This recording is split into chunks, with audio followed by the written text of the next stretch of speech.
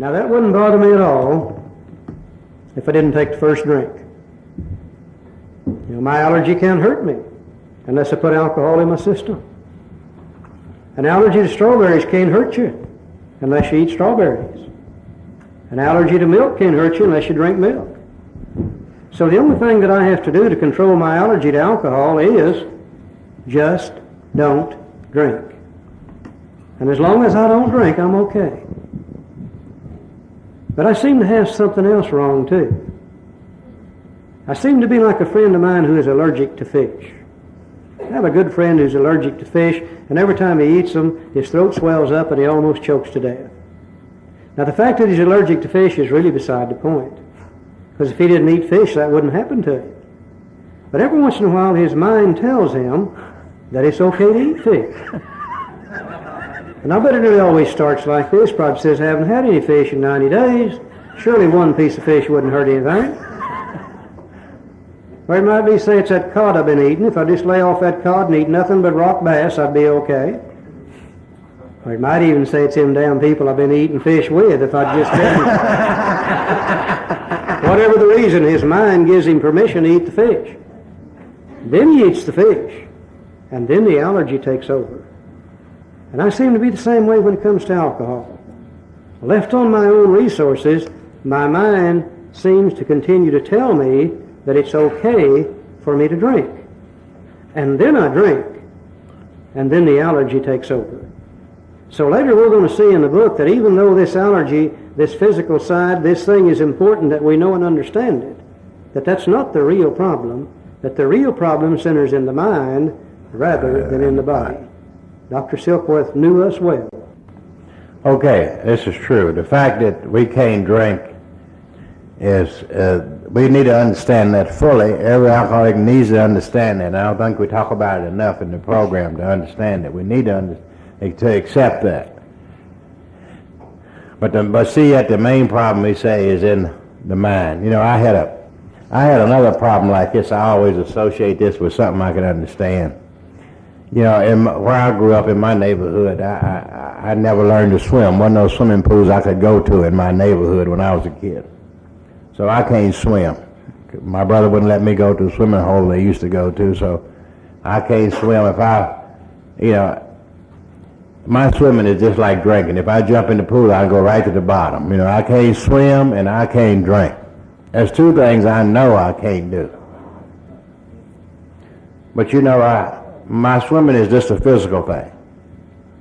I never had an obsession to jump into a swimming pool. You know what I mean? I walk by them all day and something don't say jump in there.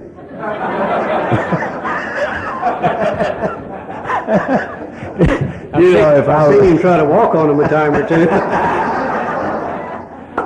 See, if I had an obsession to jump in the swimming pool, other people would be saving my life. My life would be unmanageable.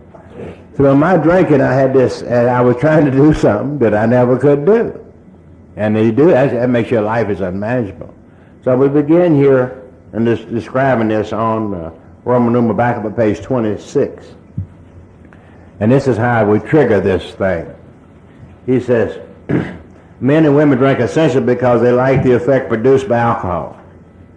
Now, many alcoholics are offended when you tell them that's the reason they like to drink. They say, no, that's not the reason I like to drink. They say the reason I like to drink is because I love the taste of alcohol. Well, I wouldn't argue with anybody whether they love the taste of alcohol or not. Now, I love the taste of cold beer. I always have all my life. I also love the taste of Cold Mountain spring water. I don't ever remember sitting down and drinking a case of Cold Mountain spring water. Alcohol does something for me that Cold Mountain spring water doesn't do. I was always on the outside of the crowd looking in as a kid growing up, wanted to be part of, knew I couldn't be. Knew that whatever I said, whatever I did would be a mistake and people would laugh at me. Couldn't talk to the girls, couldn't do anything with them. Until one night somebody gave me a drink of alcohol. And all those fears disappeared. And I was allowed to ask a girl to dance with me. Allowed to take her home from the dance. Allowed to get her in the back seat of a 36 Chevrolet and do some things I'd been wanting to do for a long time. Alcohol did for me that night what I could not do for myself, and I loved the effect that it had on me. That's why most people drink, is because we like the way it makes us feel. Now, if it gave me a slightly tipsy, out of control, nauseous feeling, I may not like that. But it doesn't make me feel that way. It gives me an in-control feeling and a very exciting feeling. Men and women drink essentially because they like the effect produced by alcohol. The sensation is so elusive that while they admit it is injurious, they cannot after a time differentiate truth from the false. To them, the alcoholic life seems the only normal one. And that's another thing we got to understand about the alcoholic. You know, we don't realize how abnormal things can become a normal part of your life and become acceptable. See, it's normal to you, it's normal. So you get up one morning and vomit, that's abnormal. But after you vomit every morning for 6 months, it becomes normal to get up and vomit. You get up one morning and don't vomit, your day's all messed up. Okay. It says they are restless, irritable, and discontented, unless they can again experience the sense and ease and comfort which comes at once by taking a few drinks. And this was talking about just before we drank, we're restless, irritable, and discontented. Unless we can again experience this comfort that comes with a few drinks, which we others see taken with impunity. After we have succumbed to this desire again, after we take this drink, the phenomenon of craving develops. They pass through the well-known stage of the spree, emerging with a remorse with a firm resolution not to drink again. This is repeated over and over. And unless this person can experience an entire psychic change, there is little hope of his recovery. And this is the way we take the first drink, and then it sets off the allergy of the body. And he says, unless we can have an entire psychic change, it comes back to the mind, changes in the mind, there is very little hope of our recovery. Over here, we're going to try to indicate, if we can, the same thing up here, I guess, we're seeing it come up together. We said because of the body we can't drink, and we understand that.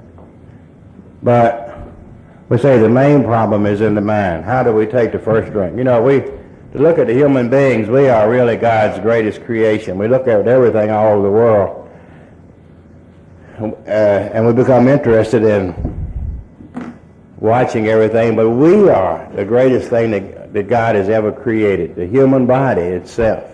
Sometimes I don't think we humans realize that.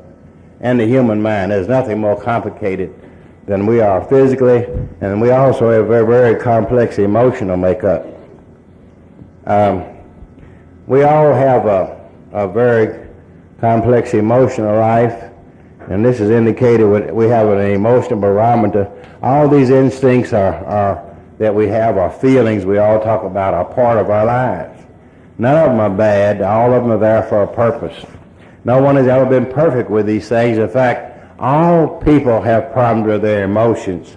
And we alcoholics seem to think we corner that market. But no one is perfect with this. In fact, Bill said this is where all human problems begin. All human problems are results of some misdirected instincts, whether it's crime, whether it's divorce, or any kind of little problem. It starts with our emotions. Now, we alcoholics, as we develop, we have emotional problems like other people. He said we're restless, irritable, and discontented. And these things build up on us and make us uncomfortable and becomes a problem. And we live with it maybe for a period of time. It might not be that bad, or we think it's normal. It's normal to us to be that way. Somewhere while having one of these emotional problems, it happens to be an occasion that we have a few drinks.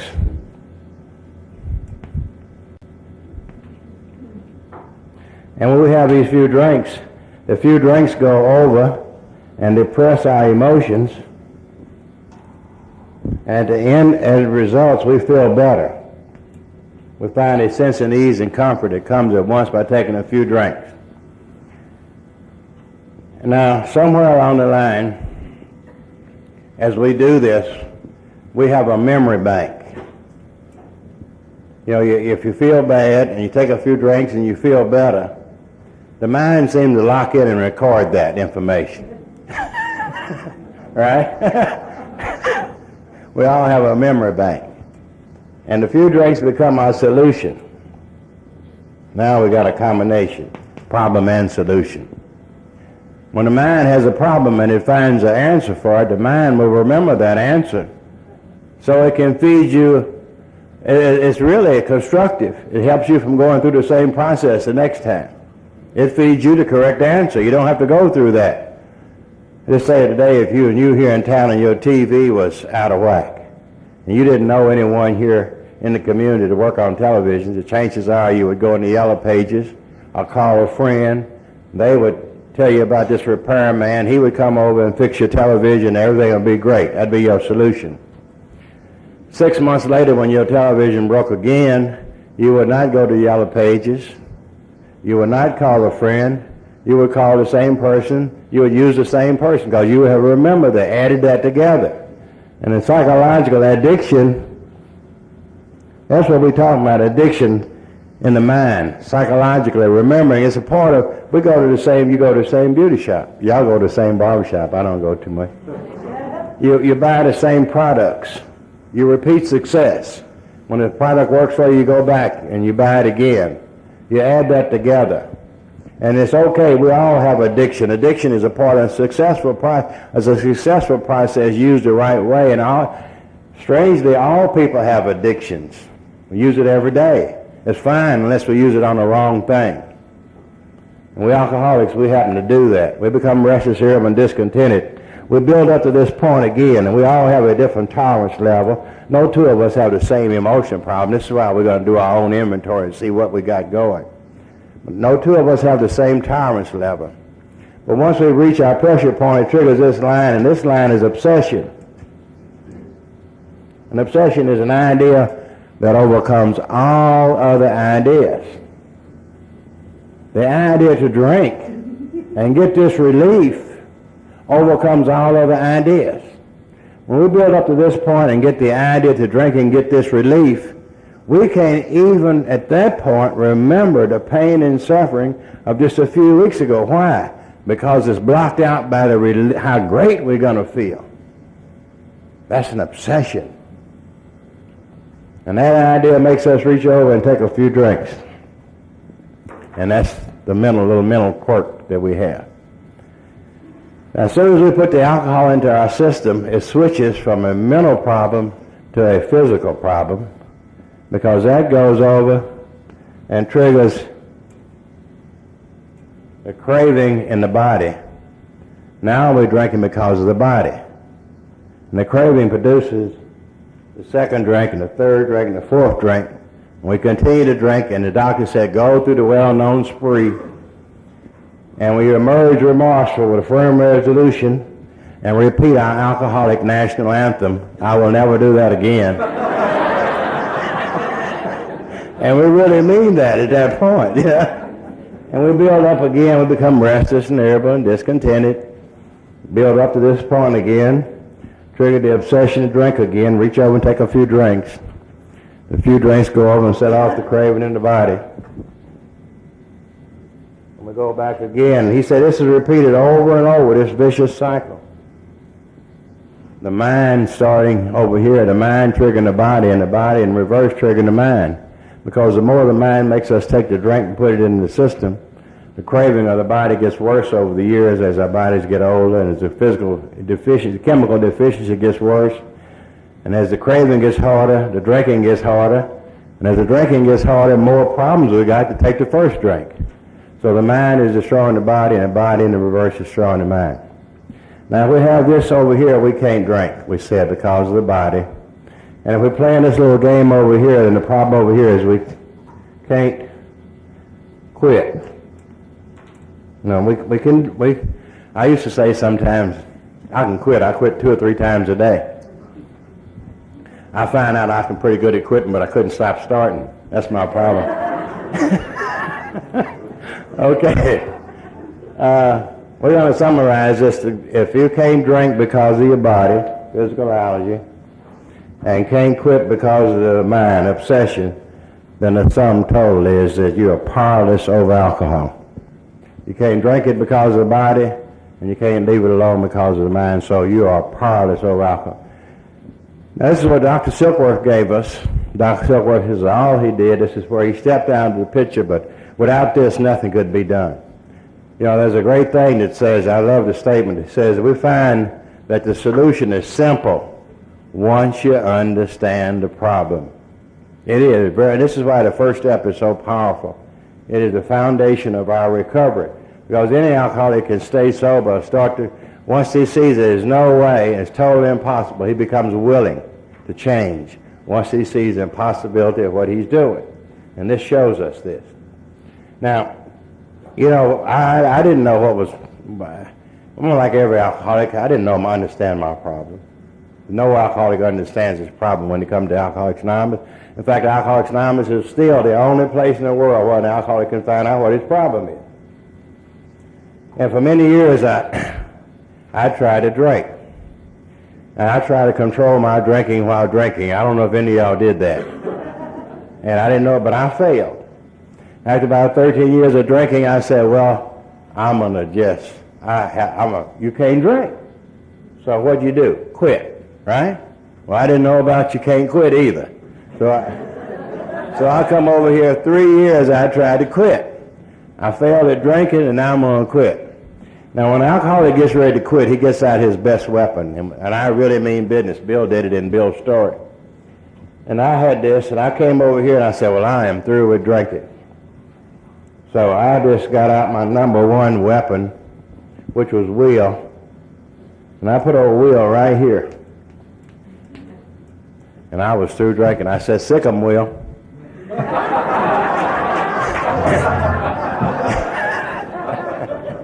And I was restless and discontented, rested, you know, and I had this emotion to build up. And for 9 months I didn't drink. Boy, I was miserable as hell. The obsession to drink came at me constant, but I blocked him out with Will. And finally one morning, one of them little devils got through and I was gone again. So you can't really be successful here nor here. But it's real simple once we understand the problem. Once Dr. Silkworth gave us this, the solution is real simple, it's obvious, right in here. If we could have a personality change, if we could make some slight adjustments and live down here just a little bit from here to here below this line, we would never get to this point. We would never trigger the obsession, and it would never take the first drink. The allergy would never bother us. So the solution is real simple. The solution is in the mind. Personality change is sufficient to recover. Came to believe that a power greater than ourselves could show us the sanity. But all that came about as results of Dr. Silkworth showing us the problem. Then we could develop a solution and a program to bring this about. So all of it's going to be based on the first step. If we could find a way to live on the bottom of that chart where we could be sober and be restless, or not be restless, irritable, and discontented, where we could be sober and be peaceful and happy and free, then we wouldn't need to search for some sense of ease and comfort. But if we don't find a way to be sober and be peaceful, happy, and free, sooner or later the mind's going to start searching for a way to feel better. And for we alcoholics, it will always remember what the first 1 or 2 drinks does for us. It will refuse to remember what the last drink does. It'll refuse to remember the drunk all the way through. It'll key in on just a sense of ease and comfort from the first 1 or 2 drinks. And the mind will really believe that this time it's going to be different. And then we take the drink, and then we trigger the allergy, and then we're right back in the rat race again. So the real problem centers in the mind rather than in the body. Now, an obsession of the mind is not too hard to understand. You know, a lot of people have obsessions of the mind for different things. We have a group of people in the world today that are obsessed with eating certain foods.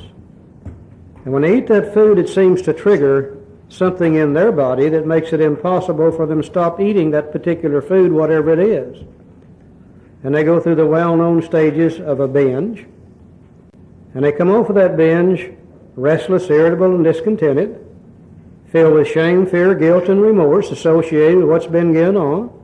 And they don't feel good. They don't feel good, but they make up their mind they're not going to eat that stuff anymore.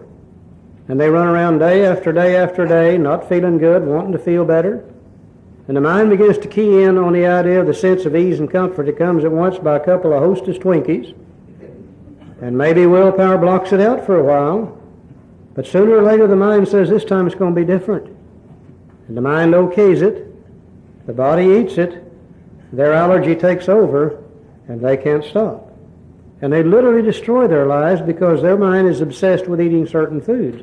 I know this is true. We have a fellowship called Overeaters Anonymous that deals with an obsession of the mind to eat certain foods, whatever they might be.